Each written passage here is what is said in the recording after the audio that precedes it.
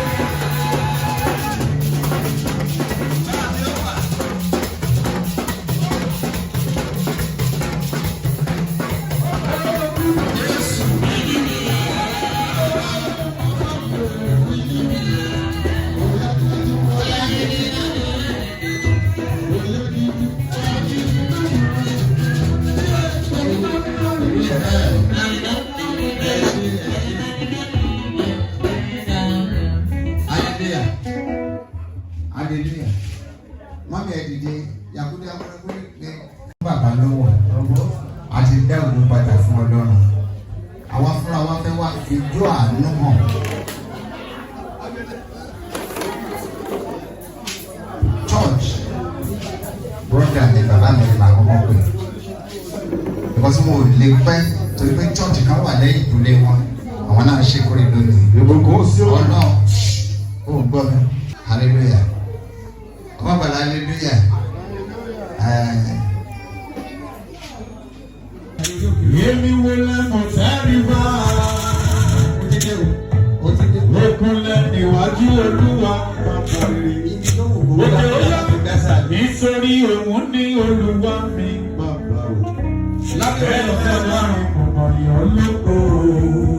Ẹgbẹ́ orí mi sókè.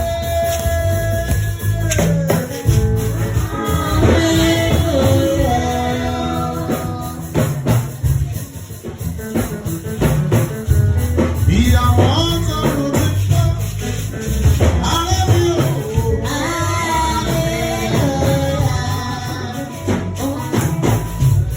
Ẹ̀yin òkè Bùsọ̀.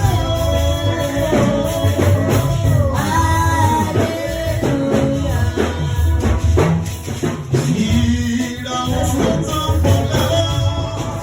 Alẹ́ mi ò.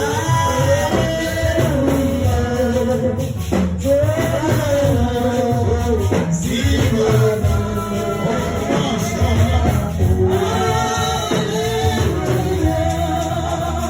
Òkè ló kọ́kọ́ sílé, àwọn olókọ́kọ́ gbé bàbá o.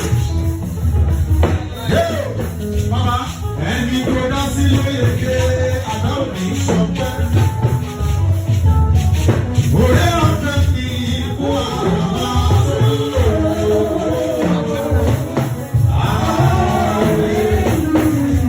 Bàbá òkè lórí, Olúwa o, òkú ìyá.